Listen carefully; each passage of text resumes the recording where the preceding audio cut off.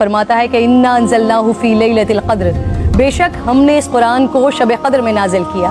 وما ادراک ما لیلۃ القدر، اور آپ کو کیا معلوم کہ شب قدر کیا ہے؟ لیلۃ القدر خیر من الف شہر، شب قدر 1000 مہینوں سے بہتر ہے۔ تنزل الملائکۃ والروح فیہا باذن ربہم من کل امر، فرشتے اور روح اس میں اپنے رب کے اذن سے ہر حکم لے کر اترتے ہیں۔ سلام ہی حتی مطلع الفجر، وہ صبح روشن ہونے تک سلامتی کی رات۔ حضور نبی کریم صلی اللہ علیہ وآلہ وسلم نے ارشاد فرمایا، شب قدر کو جبرائیل امین فرشتوں کے جھرمٹ میں زمین پر اتر آتے ہیں۔ وہ ہر اس شخص کے لیے دعائیں مغفرت کرتے ہیں جو کھڑے بیٹھے کسی بھی حال میں اللہ رب ذوالجلال کو یاد کر رہا ہو۔ ہزاروں مہینوں سے افضل اس رات کے عطا کرنے کے پیچھے بھی ایک راز ہے۔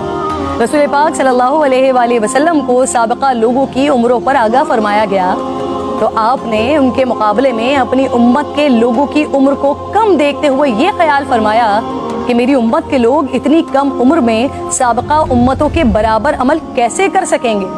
بس آپ صلی اللہ علیہ وآلہ وسلم کو لیلۃ القدر عطا فرما دی، جو 1000 مہینوں سے افضل رات ہے۔ لیکن وہ رات کون سی ہے؟ اس عظیم رات کو کہاں تلاش کیا جائے؟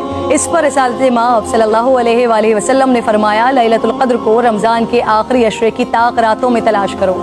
اس رات کے مخفی رکھنے میں بھی حکمتیں ہیں ناظرین۔ اگر لیلۃ القدر کو مخفی نہ رکھا جاتا تو لوگ بس اسی رات کی عبادت پر اکتفا کر لیتے، اور اگر کسی انسان کی وہ رات عبادت سے رہ جاتی تو شاید اس صدمے کا ازالہ ممکن نہ ہوتا۔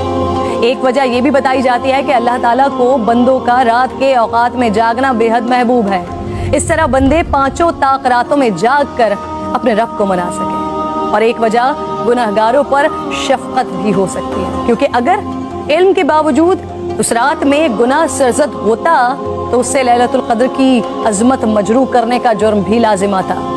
آپ صلی اللہ علیہ وآلہ وسلم نے فرمایا، جس شخص نے شب قدر میں اجر و ثواب کی امید سے عبادت کی، اس کے سابقہ گناہ معاف کر دیا جاتا ہے۔ میری بات ناظرین بہت طویل ہو رہی ہے، میں بس آخر میں آج کی رات تمام مسلمانوں کو حضرت بہلول دانا کا ایک واقعہ سنانا چاہتی ہوں، جس کے بعد شاید کہنے کو پھر کچھ نہیں رہ جاتا۔ ایک دن بہلول بازار میں بیٹھے تھے، کسی شخص نے پوچھا کیا کر رہے ہیں؟ آپ نے فرمایا اللہ رب ذوالجلال اور بندوں کی صلح کروا رہا ہوں۔ اس شخص نے پوچھا پھر کیا بنا؟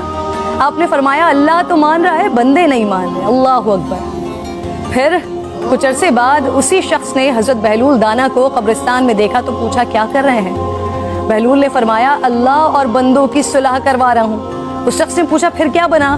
آپ نے فرمایا کہ بندے تو مان رہے ہیں لیکن آج اللہ نہیں مان رہا۔ آنکھ بند ہونے سے